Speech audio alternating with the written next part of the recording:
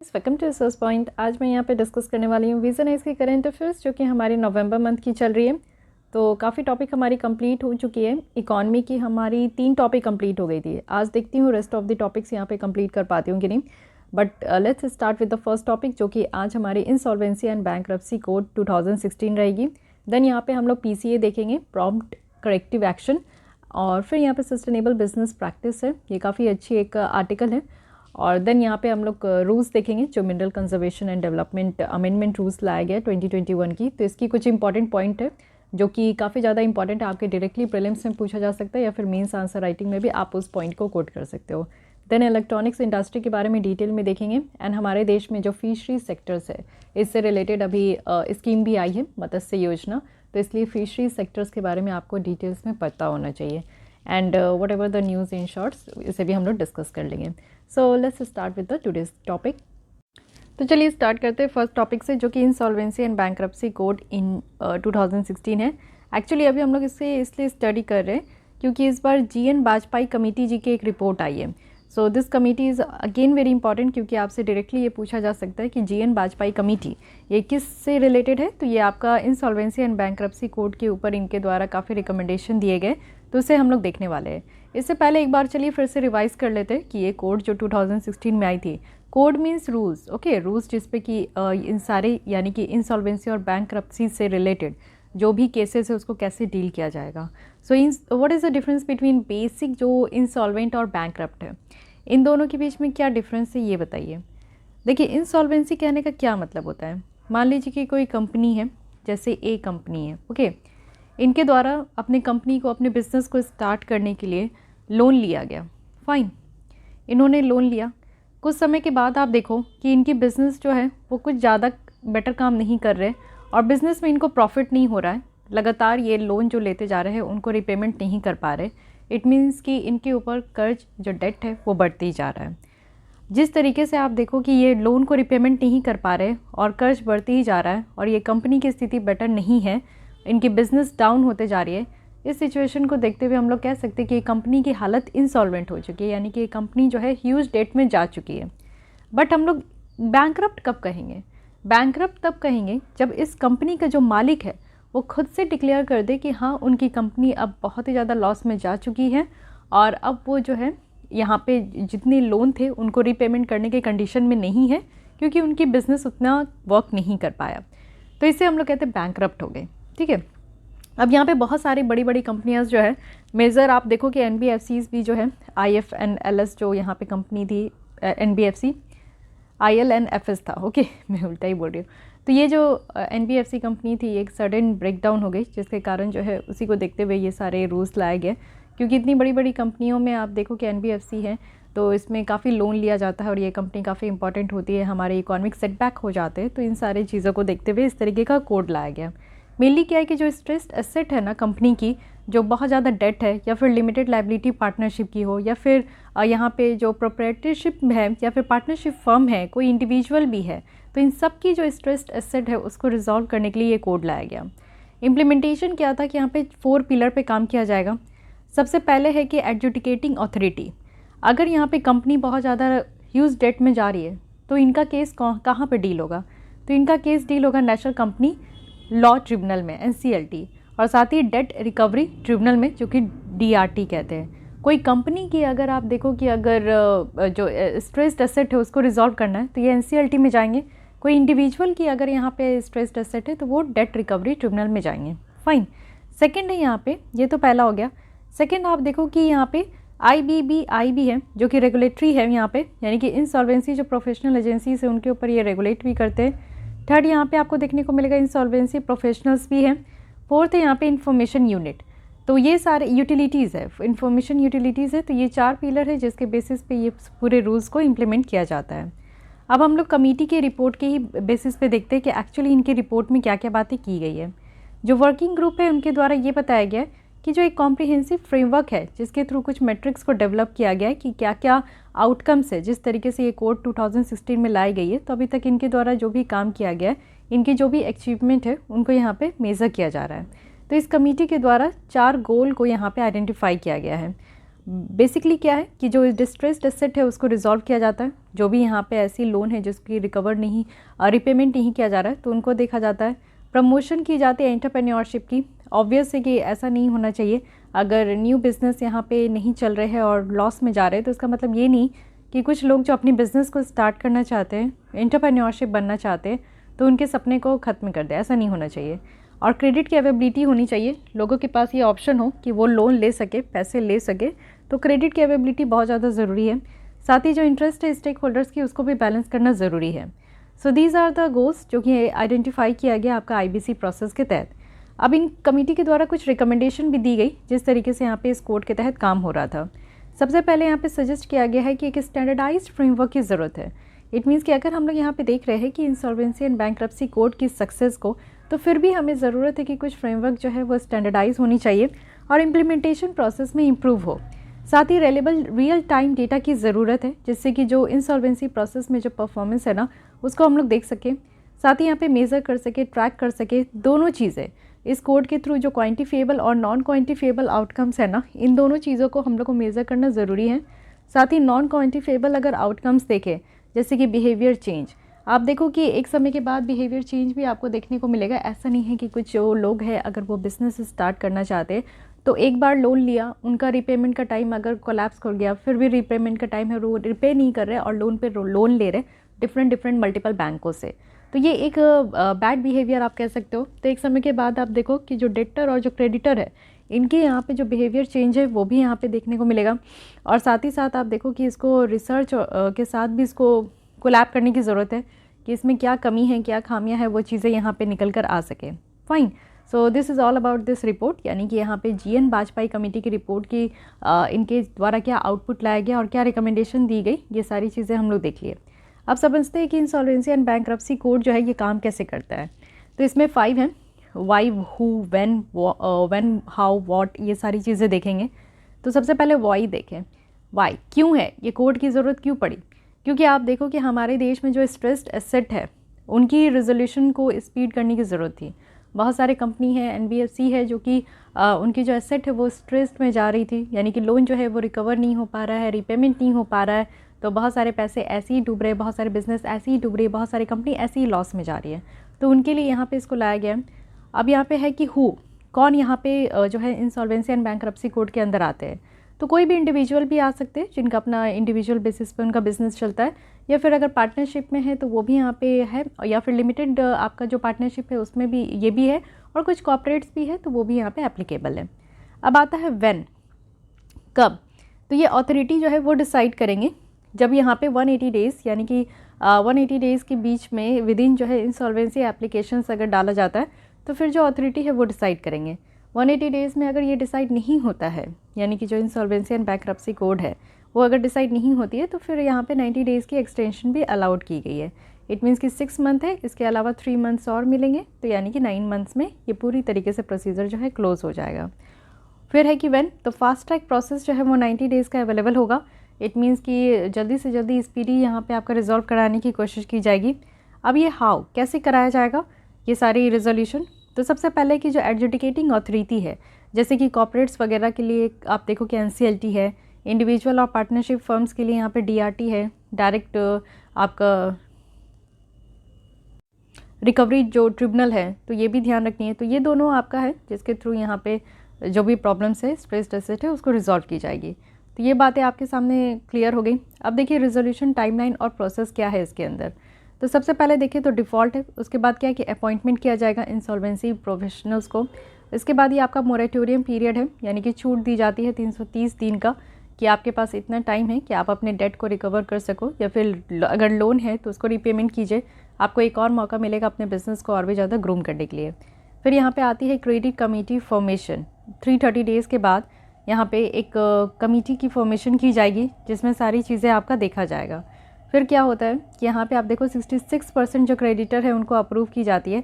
अगर अप्रूव कर दी गई तो यानी कि ये प्लान इम्प्लीमेंट होगा। अगर अप्रूव नहीं की गई तो फिर यहाँ पे लिक्विडेशन प्रोसेस में चला जाएगा, यानी कि फिर से ये प्रोसेस स्टार्ट होगा। तो यहाँ पे बताया जा रहा है कि इंसॉल्वेंसी एक ऐसा सिचुएशन है जहाँ पे इंडिविजुअल या कंपनीज जो है अपनी जो भी डेट है ना उसको रिपे नहीं कर पाते हैं, इतना ज़्यादा लॉस में चल जाते हैं। और जब ऑर्गेनाइजेशन ये अनेबल है कि अपनी फिनेंशियल ऑब्लिगेशंस को ऑनर करे या फिर पेमेंट यहाँ पे क्रेडिटर को करे, तो इसको कहते हैं हम लोग बैंक्रप्सी। तो बैंक्रप्सी यही हुई कि वो पेमेंट नहीं कर पा रहे, खुद से जब डिक्लेयर कर देते हैं कि वो ह्यूज डेट में है और पेमेंट करने के काबिल नहीं है, तब उसे हम लोग बैंक्रप्सी कहते हैं। लिक्विडेशन कहने का क्या मतलब है? लिक्विडेशन देखिए एक प्रोसेस होता है जिसमें कि कंपनी जो है ना, एक बस उस कंपनी की एंड हो जाती है, ऐसा एक प्रोसेस होता है। और जो कंपनी की जितनी भी एसेट है, टोटल जितनी भी प्रॉपर्टी है, फिर वो जितने भी उस कंपनी से जुड़े हुए क्रेडिटर्स और ओनर्स हैं ना, उनके बीच में फिर से रीडिस्ट्रीब्यूशन हो जाती है। सो इसको लिक्विडेशन कहते हैं। इट मीन्स कि कंपनी जो है फाइनली बंद हो जाती है। फाइन। लेकिन ये जो 2016 की कोड थी, इसमें कुछ इश्यूज़ आ गए, कुछ परेशानियां हैं। क्या परेशानियां हैं, क्या इशू है? सबसे पहले सब पार परफॉर्मेंस है, लो रिकवरी रेट देखने को मिला। इट मीन्स कि जिस तरीके से कंपनीज़ में ये प्रॉब्लम्स निकल कर आ रही थी डेट वगैरह का, लेकिन यहाँ पे जो रिकवरी रेट जिस तरीके से होना चाहिए और जैसे कि 180 डेज़ यहाँ पे कहा गया था, उस हिसाब से यहाँ पे रिकवरी नहीं हो पा रही है। 71% केसेस जो है वो पेंडिंग है। तो आप समझ सकते हो कि कितनी ज़्यादा ह्यूज पेंडेंसी है केसेस की। साथ ही रिजोल्यूशन प्रोफेशनल की अगर रोल देखें, फ्रेश ग्रेजुएट जो है उनको यहाँ पे अपॉइंट किया जा रहा है, जो इंसॉल्वेंसी प्रोफेशनल्स है और जो यहाँ पे रिजोल्यूशंस प्रोफेशनल्स है। तो जो फ्रेश ग्रेजुएट्स है, ऑब्वियस है कि उनके पास एक्सपीरियंस नहीं है, वो किसी भी केस को जो है रिजॉल्व करने के लिए टाइम लेंगे ही। तो इसलिए यहाँ पे आप देखो कि जो रोल है रिजोल्यूशन प्रोफेशनल्स का, वो अपने हिसाब से सही तरीके से नहीं वो अदा कर पा रहे हैं। साथ ही डिस्क्रिशन देखने को मिलता है COCS का। अगर मिनिस्ट्री ऑफ कॉर्पोरेट अफेयर्स के हिसाब से देखें तो जो कमर्शियल विजडम है COC की, वो यहाँ पे सुप्रीम है। इसी के साथ आप देखो कि जो COC है, यानी कि आपका यहाँ पे जो COC है, वो भी ये डिसाइड करते हैं कि क्या जो इंटरिम रिजोल्यूशन प्रोफेशनल्स है उनको यहाँ पे कंटिन्यू करना है या फिर इनको यहाँ पे रिप्लेस करना है। तो ये भी COC के हाथ में है। तो COC कहने का मतलब है कि कमिटी ऑफ क्रेडिटर्स होते हैं, ठीक है। तो इस तरीके का डिस्क्रिप्शन है कि यही डिसाइड करेंगे कि क्या कोई जो रिजोल्यूशन प्रोफेशनल्स है उन्हीं के साथ कंटिन्यू करना है या फिर इनको इंटरिम जो रिजोल्यूशन प्रोफेशनल्स है उनसे इनको रिप्लेस करना है किसी भी केस को डील करने के लिए। साथ ही आप देखो NCLT की जो जजमेंट है, क्योंकि कंपनीज़ वगैरह की जो भी यहाँ पे केस है वो NCLT में ही इसको अपील किया जाएगा। तो जो भी इसकी जजमेंट निकल कर आती है उसके अगेंस्ट में भी हायर अथॉरिटी के पास, हायर कोर्ट के पास यहाँ पे आप देखो कि ये आपका अपील किया जाता है। अब NCLT की जजमेंट जो है वो यहाँ पे आपका NCLAT के पास जाता है, एपेलेट ट्रिब्यूनल के पास, जहाँ पे अपील कर सकते हैं। और इसी के साथ आपका सुप्रीम कोर्ट के पास भी आप इस केस के अगेंस्ट में जो भी जजमेंट है ना उसके अगेंस्ट में आप अपील कर सकते हो। मोर देन 50% जितनी भी सैंक्शन स्ट्रेंथ है NCLT में वो अभी भी वैकेंट है। और जो वैकेंसी की इश्यूज़ है ये भी आप देखो कि ट्रिब्यूनल्स में, यानी कि ट्रिब्यूनल्स में जितनी भी यहाँ पे लोगों की ज़रूरत है वो 50% वैकेंसी अभी भी है। साथ ही रिजिडिटी है। अगर रिजोल्यूशन प्लान के अगर हम लोग देखें तो कॉम्बिनेशन है यहाँ पे बिडर्स का, जो कि डिफरेंट बिजनेस यूनिट्स और एसेट्स को लेकर चलते हैं। तो ये भी आप देखो कि जो जिस तरीके से यहाँ पे रिजोल्यूशन प्लान रखा गया है ना, एक रिजिड प्लान रखा गया है, इसको कहीं से भी फ्लेक्सिबल नहीं किया जा रहा है। तो ये भी एक प्रॉब्लम यहाँ पे निकल कर आ रही है। तो काफ़ी इश्यूज़ है, काफ़ी चैलेंजेस है इस कोड में, जिसके कारण इससे 100% सक्सेस हमें नहीं देखने को मिल रहा है। फिर भी आप यहाँ पे समझो कि की फीचर्स क्या है IBC की। सबसे फर्स्ट है यहाँ पे कि जो कमर्शियल आस्पेक्ट है इंसॉल्वेंसी और बैंक्रप्सी की, उसको सेपरेट करता है जो जुडिशियल आस्पेक्ट है। इट मीन्स कि आप देखो जो हाई कोर्ट में जिस तरीके से काम चलता है उससे थोड़ा सा डिफरेंट है, क्योंकि हाई कोर्ट में आपको पता है तारीख पे तारीख और कई सारे ऐसे केस होते हैं जो कि 10-20 साल लग जाते हैं उसे रिजॉल्व होने में, जजमेंट आने में। तो इसलिए ये इससे डिफरेंट है। और साथ ही आप देखो कि यहाँ पे एम्पावर्ड किए जाते हैं स्टेक होल्डर्स को और जो एडजुडिकेटिंग अथॉरिटीज़ है उनको। साथ ही यहाँ पे तो जो स्टेक होल्डर्स है और जो यहाँ पे फैसला सुनाते हैं उनको यहाँ पे एम्पावर्ड किया गया है। साथ ही यहाँ पे आप लोग देखो कि जो नेट वर्थ यहाँ पे पूरी तरीके से इरोड हो जाता था। इट मीन्स कि बहुत सारी कंपनी है जो कि डिफ़ॉल्ट कर जाती थी, पूरी तरीके से उनका जो लोन है वो रिपेमेंट नहीं हो पाता था, जिससे बैंकों के ऊपर काफ़ी प्रेशर पड़ते हैं। बैंकों का जो NPA रेशियो है वो इंक्रीज़ होता था। तो अभी भी हो रहा है, काफ़ी ज़्यादा प्रॉब्लम में है। तो नॉन परफॉर्मिंग एसेट्स जो बैंकों की बढ़ रही है उस चीज़ पे भी लगाम लगाया जाएगा और ऐसा नहीं हो पाएगा, यानी कि जो दिवालिया निकल जाते हैं कंपनी की उनसे पहले उनको रिकवर करने का कोशिश किया जाएगा। साथ ही इंसॉल्वेंसी रिजोल्यूशन जो है वो टाइम बाउंड मैनर में इसको अचीव करने की कोशिश की जाएगी, ये एक फीचर्स है इसकी। साथ ही आप लोग देखोगे जो डेटर इन पोजीशन है उससे यहाँ पे आपका चेंज होगा क्रेडिटर इन कंट्रोल। जो क्रेडिट यहाँ पे प्रोवाइड करते हैं मेनली उन पे आप कंट्रोल करना है कि वो हर किसी को यहाँ पे क्रेडिट ना दे। जो बैंकों के द्वारा लोन दे दिया जाता है उनको चेक एंड बैलेंस करके ही लोन प्रोवाइड करना है। साथ ही कॉम्प्रिहेंसिव रिज्यूम है। इट मीन्स कि ऐसा कुछ भी नहीं है यहाँ पे कि कोई भी लोग कुछ भी करके निकल जाए। एक पूरी तरीके से हॉलिस्टिक वे में यहाँ पे आपका तरीका रखा गया है, रूल्स रखा गया है जो पूरी तरीके से यहाँ पे काम करेगा। So these are the features जो कि ये भी आपको पता होना चाहिए। और वे एट में कहा जा रहा है कि जो क्रेडिटर्स राइट है उसे यहाँ पे स्ट्रेंथन करने की ज़रूरत है। जैसे कि जो इंसॉल्वेंसी प्रोसेस है ये फेयरली आप देखो कि मैच्योर्ड हो चुकी है, क्योंकि 2016 से ये चलते आ रहा है। तो इसको और भी ज़्यादा जो क्रेडिटर्स है यहाँ पे उनके राइट के लिए बात करनी है।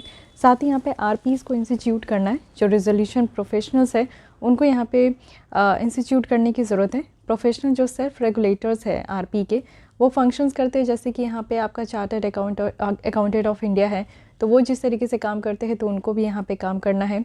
साथ ही कैपेसिटी बिल्डिंग करने की ज़रूरत है। इट मीन्स कि अगर इस कोड की स्मूथ फंक्शनिंग हो तो ये डिपेंड करता है कि जो प्रोफेशनल्स है, इंसॉल्वेंसी प्रोफेशनल्स है, आईपीएस है, आईयूज़ है, इंफॉर्मेशन यूटिलिटीज़ है, ये सब कैसे काम करते हैं।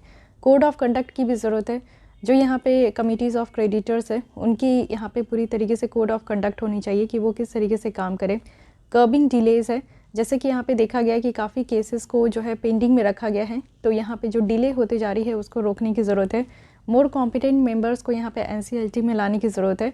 जो नेशनल कंपनी यहाँ पे लॉ ट्रिब्यूनल है, तो यहाँ के जो मेंबर है वो एटलीस्ट यहाँ पे हाई कोर्ट के जज हो, जिससे कि हमारे देश को यहाँ पे बेनिफिट हो। जुडिशियल और प्रोसीजरल उनके पास एक्सपीरियंस होता है, वो काफ़ी विजडम भी होते हैं, तो ये भी बात कही गई है।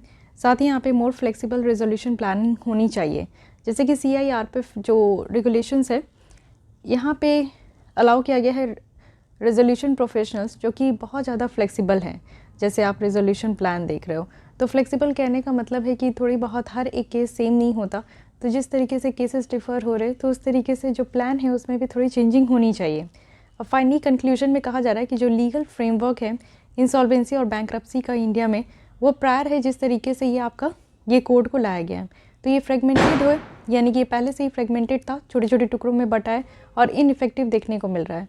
जिस तरीके से हमारे इकोनॉमिक और फाइनेंशियल सिस्टम जो इवॉल्व हो रहे हैं, तो काफ़ी ज़रूरी है कि हम लोग को इस पे देखना चाहिए। और इससे क्या होगा, कोडिफिकेशन हो पाएगा इस कोड का। और अगर हम लोग ये 5 ईयर्स से देखें, 2016 से अभी तक देखें, तो जिस तरीके से ये कानून जो है फोर्स में आया है, तो इससे काफ़ी ज़्यादा जो कंपनीज़ हैं उनको भी फ़ायदा हुआ है, लेकिन और भी फ़ायदा होने की ज़रूरत है। तो ये तभी हो सकता है जब हम लोग जो भी इसकी इश्यूज़ और चैलेंजेस है उस पर काम करें। तो so this is all about the insolvency and bankruptcy code of यहाँ पे 2016 की। तो ये जो कमेटी है इनकी रिपोर्ट आपको हेल्प की होगी, और बाकी जो भी बेसिक फैक्ट्स एंड फिगर्स है वो मैं आप लोगों के साथ डिस्कस कर ली हूँ। चलिए आते हैं नेक्स्ट आर्टिकल में, जो कि है prompt corrective action.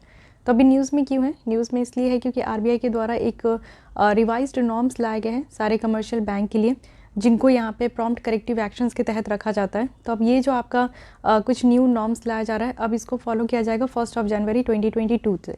It means कि कल से इसको फॉलो करना स्टार्ट कर दिया गया है। तो अब पीसीए के बारे में समझते हैं कि है क्या। देखिए, प्रॉम्प्ट करेक्टिव एक्शन, जैसा कि नाम से ही आपको पता चल रहा है कि एक ऐसा एक्शन लेना है जिसमें कि करेक्ट करना है, कुछ चीज़ें गड़बड़ हो गई है, गलत हो गई है, तो उसको करेक्ट करने की यहाँ पे ज़रूरत है। तो एक्चुअली ये एक फ्रेमवर्क है जिसके तहत जो बैंक है जिसकी वीक फाइनेंशियल मैट्रिक्स है, तो उनको यहाँ पे आरबीआई के द्वारा वॉच लिस्ट में रखा जाएगा। इट मीन्स कि आरबीआई जो कि बैंकों का बैंक है, तो वो यहाँ पे कमर्शियल बैंक को देखेंगे कि वो यहाँ पे सही तरीके से काम नहीं कर रहे, उनकी फाइनेंशियल मैट्रिक्स जो है वो सही नहीं है, तो उनको होल्ड में रखा जाएगा, देखा जाएगा कि उनमें क्या प्रॉब्लम है। आरबीआई के द्वारा ये जो फ्रेमवर्क इंट्रोड्यूस किया गया था फर्स्ट टाइम 2002 में किया गया था, और ये जो फ्रेमवर्क है फिर इसको 2017 में जाकर इसको रिवाइज़ किया गया। जैसे जैसे टाइम बीतता गया, जैसे जैसे हमारी टाइम में चेंजेस होते गई, वैसे वैसे इस करेक्टिव एक्शन में भी चेंजेस आते गए। अब देखिए, प्रॉम्प्ट करेक्टिव एक्शन की ऑब्जेक्टिव क्या है। ऑब्वियस है कि आप ये समझ गए हो कि बैंक जब सही तरीके से काम नहीं करते हैं और बैंकों की अगर फिनेंशियल हेल्थ वीक हो गई, तो बैंकों की फिनेंशियल हेल्थ वीक होने का मतलब है कि हमारे देश की इकोनॉमिक जो स्टेबिलिटी है वो यहाँ पे इनस्टेबल होने वाली है, हमारी जो अर्थव्यवस्था है वो कहीं ना कहीं चरमरा जाएगी। तो इसलिए फिनेंशियल हेल्थ को यहाँ पे रिस्टोर करने के लिए इसको लाया गया है, और ये एक इफेक्टिव टूल है जिससे कि मार्केट में डिसिप्लिन बनते रहेगा। और यहाँ पे क्या है ना कि एनपीए की जो प्रॉब्लम है, क्योंकि आज की डेट में आप देखते हो कि बैंक वगैरह जो है वो लोन देते ही जा रहे हैं और काफ़ी भारी मात्रा में डिफ़ॉल्ट होते ही जा रहा है। तो यहाँ पे जो आप देखो कि डिफ़ॉल्ट होते जा रहे हैं और एनपीए की रेशियो काफ़ी हद तक बढ़ चुकी है हमारे इंडियन बैंकिंग सेक्टर में, तो उस प्रॉब्लम को चेक किया जाएगा। और साथ ही काफ़ी अलर्ट भी यहाँ पे लगेंगे रेगुलेटर और इन्वेस्टर्स के ऊपर, साथ ही जो डिपॉजिटर है उनके ऊपर भी। और हाई रिस्क जो लेंडिंग है उसे कर्ब करने की कोशिश की जाएगी, उसे रोकने की कोशिश की जाएगी, और जो बैंकों का बैलेंस शीट है उसे यहाँ पे मेंटेन किया जाएगा। ओके, लेकिन रिसेंट चेंजेस क्या किया गया है ये समझ लेते हैं। सबसे पहले जो ये प्रॉम्प्ट करेक्टिव एक्शन एप्लीकेबिलिटी और क्राइटेरिया किसके ऊपर लगेगी और क्या क्राइटेरिया है, ये जो पीसीएफ फ्रेमवर्क है अब ये सारे बैंकों के ऊपर लगाया जाएगा जितनी भी इंडिया में आपका ऑपरेट हो रही है। और अब यहाँ पे फॉरेन बैंक भी इंक्लूड हो गया है। पहले ये फॉरेन बैंक नहीं था, सिर्फ कमर्शियल बैंक थे, बट अब यहाँ पे फॉरेन बैंक भी आपके आ गए हैं। पेमेंट बैंक और स्मॉल फाइनेंस बैंक जो है इनको रिमूव कर दिया गया। इट मीन्स कि ये जो प्रॉम्प्ट करेक्टिव एक्शन की लिस्ट में पहले ये हुआ करता था, आपको यहाँ पे 2 डिफरेंस बतानी है पेमेंट बैंक और स्मॉल फाइनेंस बैंक के बीच में। मैं ऑलरेडी पहले भी इसके बारे में डिस्कस कर चुकी हूँ, हम लोग PT 365 में भी कई बार डिस्कस किए। तो अभी आपको बतानी है कि पेमेंट बैंक और स्मॉल फाइनेंस बैंक के बीच में 2 डिफरेंस क्या है, और इसको साथ ही यहाँ पे ध्यान में रखना है कि यहाँ पे करेक्टिव एक्शन से इन दोनों बैंकों को बाहर कर दिया गया है। ये फर्स्ट चेंज है। सेकेंड, अगर पैरामीटर्स देखें तो यहाँ पे आप देखो कैपिटल, एसेट क्वालिटी और लीवरेज है। ये 3 पैरामीटर्स है जिसके बेसिस पे ये मॉनिटर किया जाएगा फ्रेमवर्क को। और साथ ही साथ जो रिवाइज्ड फ्रेमवर्क है इसमें आपका रिमूव कर दिया गया जो रिटर्न ऑन एसेट है, यानी कि कोई एसेट है उसके ऊपर जो रिटर्न आ रहा है उसको यहाँ पे रिटर्न ऑन एसेट कहने का मतलब है ना कि यहाँ पे प्रॉफिटेबिलिटी देखा जाता है। इट मीन्स कि मान लीजिए कि बैंकों के पास बैंकों का एसेट क्या होता है, हम लोग जो पैसे वहाँ पे डिपॉजिट करते हैं तो वो बैंकों के लिए एसेट हो जाता है। ठीक है, बैंक उसको क्या करती है, लोन के फॉर्म में निकाल देती है। तो लोन के फॉर्म में अगर निकाल दी बैंक, तो बैंकों को लोन के बदले रिपेमेंट जो आता है विद इंटरेस्ट, उससे बैंक को प्रॉफिट होता है। तो ये देखा जाता है कि जो बैंकों के पास एसेट है उसमें जो रिटर्न आ रहा है, इट मीन्स कि जो प्रॉफिट आ रहा है वो कितना आ रहा है, इस चीज़ से यहाँ पे मेजर किया जाता है बैंक की फाइनेंशियल हेल्थ। तो इस टॉपिक को यहाँ से हटा दिया गया, यानी कि रिटर्न ऑन एसेट को यहाँ पे रिमूव कर दिया गया। बैंक को अब यहाँ पे जो भी बैंक को अब पीसीएफ फ्रेमवर्क के तहत रखा जाएगा तो ये यहाँ पे आपका बेस्ड किसके ऊपर होगा, तो एनुअल फाइनेंशियल रिजल्ट के ऊपर, 1 साल की उनकी फाइनेंशियल रिजल्ट क्या है उसके ऊपर। ओके, साथ ही एग्जिट भी है, यानी कि पीसीएस से अगर हम लोग देखें तो यहाँ पे बाहर भी निकालना है, विड्रॉवल भी करनी है, काफ़ी रेस्ट्रिक्शन लगाया जाता है इस फ्रेमवर्क के तहत। तो अगर कोई यहाँ पे if no breaches in risk threshold किसी भी पैरामीटर्स में ऑब्जर्व किया जा रहा है, तो एज़ पर द 4 कंटिन्यूस जो क्वार्टरली फाइनेंशियल स्टेटमेंट है, तो एक को यहाँ पे जो है ऑडिट करना होगा एनुअल फाइनेंशियल स्टेटमेंट को। 4 कंटिन्यूस क्वार्टरली फाइनेंशियल स्टेटमेंट कहा जा रहा है। इट मीन्स कि एक क्वार्टर में आप देखते हो कि 3 आपका जो है मंथ्स होते हैं। ठीक है, तो पूरे साल में आप देख लो तो 4 क्वार्टर होते हैं, यानी कि एक फाइनेंशियल ईयर में अगर रिस्क थ्रेशोल्ड में कोई भी ब्रीचेस नहीं है तब यहाँ पे आपका जो है एनुअल फाइनेंशियल स्टेटमेंट को ऑडिट किया जाएगा। बट ये भी ठीक है, आप देखो कि करेक्टिव एक्शन जो है क्या क्या यहाँ पे प्रिस्क्राइब किया गया है जब एक बैंक को पीसी के तहत रखा जाता है। तो सबसे पहले रिस्क थ्रेशोल्ड फर्स्ट है, मैंडेटरी एक्शन है कि सबसे पहले क्या है कि अगर किसी बैंक को इस एक्शन के तहत रख दिया गया, इट मीन्स कि यहाँ पे रेस्ट्रिक्शन है कि वो डिविडेंड डिस्ट्रीब्यूशन में या फिर रेमिटांसेस जो है, रेमिटांसेस कहने का मतलब है कि जब हमारे कुछ इंडियंस है जो कि बाहर जाकर रहते हैं वो वहाँ अर्न करते हैं और वापस वो इंडिया में भेजते हैं पैसे, तो उसको हम लोग रेमिटांसेस कहते हैं। तो अगर रेमिटांसेस की तरफ से प्रॉफिट हो रहा है तो वो रेस्ट्रिक्शन किया जाता है। प्रमोटर्स, ओनर्स और जो पेरेंट है वो उनको यहाँ पे जो है in case of foreign bank भी अब यहाँ पे लाया जाएगा। उसके बाद आप रिस्क सेकंड में आप देख सकते हो कि इन एडिशन टू जो मैंडेटरी एक्शन, इसके साथ क्या है ना कि ब्रांच एक्सपेंशन नहीं कर सकते। कोई भी बैंक अगर यहाँ पे पीसीएफ फ्रेमवर्क के अंदर है तो वो अपना न्यू ब्रांच ओपन नहीं कर सकते, चाहे वो डोमेस्टिक हो या ओवरसीज़ हो।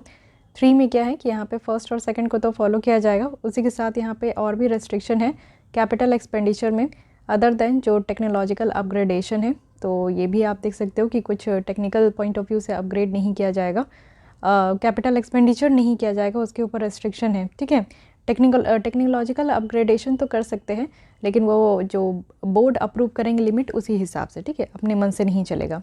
डिस्क्रिशन एक्शन भी है, यहाँ पे आप कॉमन मेन्यू देख सकते हो, स्पेशल सुपरवाइजरी एक्शन है, स्ट्रैटेजी रिलेटेड है, गवर्नेंस रिलेटेड है, कैपिटल रिलेटेड है। तो ये सारे भी आपको डिस्क्रिशन एक्शंस देखने को मिलेंगे। ओके, अगर बात करें कि पीसीए के तहत भी आप देखो तो जो बैंक है उनको अलाउ किया गया है कि गवर्नमेंट सिक्योरिटीज़ में वो इन्वेस्ट कर सकते हैं या फिर जो हाई क्वालिटी लिक्विड इन्वेस्टमेंट है उसमें भी वो इन्वेस्ट करना चाहे तो कर सकते हैं। अब देखिए प्रॉम्प्ट करेक्टिव एक्शन, इसको लाया गया है 2002 से और अब तक इसमें काफ़ी ज़्यादा चेंजेस की गई है। तो इसका क्या बेनिफिट होता है? इसका बेनिफिट आप तो समझ रहे हो कि इससे क्या होता है कि बैंक को रिकैपिटलाइजेशन में हेल्प मिल पाता है कि बैंकों में अगर पैसे की कमी है तो पैसे दिए जाते हैं, कैपिटल जो रिक्वायरमेंट है बैंकों की वो यहाँ पे बैंकिंग एक्टिविटीज़ के लिए वो मेंटेन हो पाता है। साथ ही अगर बात करें तो यहाँ पे इंश्योर हो पाती जो लिमिटेड रेगुलेशन है, जैसे आरबीआई जो है वो लोन डिस्पर्स को ये सब को रेगुलेट करती है। कंक्लूजन में यही कहा जाता है कि पीसीए जो है एक पेनांसिया नहीं है, बट स्टिल एक की इंडिकेटर है जिसमें कि हम बैंक की जो फाइनेंशियल हेल्थ है उसको तो आइडेंटिफाई कर सकते हैं अर्ली स्टेज में, जिससे कि टाइमली इंटरवेंशन हो सकेगा और एफिशिएंट फाइनेंशियल मैनेजमेंट जो है वो हो सकेगी। सो ये सारी बातें हैं यहाँ पे। अब देखिए पीसीए के साथ कुछ इश्यूज़ है। इश्यूज़ ये है कि लैक ऑफ कैपिटल है, रिकैपिटलाइजेशन करने की बात करते हैं लेकिन यहाँ पे कैपिटल की कमी है। पीसीए बैंक्स जो है यहाँ पे आप देखो फंड वगैरह जो है उसकी बहुत कमी है, क्योंकि सरकार की जो फाइनेंस है ना वो बहुत टाइट है, तो उस पोजीशन में नहीं होता है ये सारे बैंक की अपने कैपिटल को अपने हिसाब से वो रेज़ कर सके। सेकेंड है कि फर्दर डिक्लाइन। पीसीए की अगर हम लोग बात करें तो यहाँ पे आप देखो कि मार्केट शेयर यहाँ पे लॉस हो जाता है, जिसके कारण जो पोजीशन है पीएसबी का वो यहाँ पे डिक्लाइन हो जाता है। नॉट मच ऑन गवर्नेंस और रिफॉर्म फ्रंट के हिसाब से देखें तो रिफॉर्म फ्रंट के हिसाब से इतना सही नहीं होता, गवर्नेंस के हिसाब से भी ये पीसीए नॉर्म्स जो है सही नहीं होती है। Okay, so this is all about, लेकिन कुछ की इकोनॉमिक टर्म्स और डेफिनेशंस है, अगर आप लोगों को कन्फ्यूजन है तो यहाँ पे समझिए। Non performing asset, it means कि ऐसा एसेट बैंकों का जो कि परफॉर्म नहीं कर रहा है।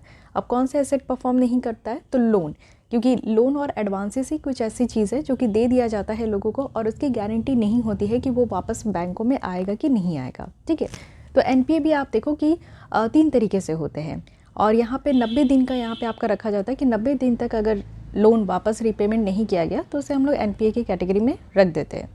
सब स्टैंडर्ड है, डाउटफुल है और लॉस एसेट है। सब स्टैंडर्ड एसेट की बात करें तो वैसा एसेट जो कि एनपीए है वो भी 1 साल से नीचे, यानी कि सब स्टैंडर्ड एसेट है, यानी कि 1 साल से नीचे है लेकिन एनपीए की कैटेगरी में आ रहा है। डाउटफुल है कि 1 साल हो चुका है और अब डाउट है कि वो वापस आएगा कि नहीं। लॉस एसेट है, यानी कि 1 साल से ज़्यादा टाइम एक्सीड कर गया है और ये समझ लीजिए कि ऐसे एसेट जो है वो वापस बैंकों के पास नहीं आएंगे और ये कम्प्लीटली लॉस हो चुका है। फाइन। कैपिटल एडिक्वेसी रेशियो, इसे कार कहते हैं। यहाँ पे क्या है ना कि देखा जाता है कि बैंकों के पास टोटल कैपिटल कितना है और बैंकों के पास कितना, यहाँ पे उस हिसाब से कितना परसेंटेज है एसेट का कि जो वो खर्च कर पाएंगे।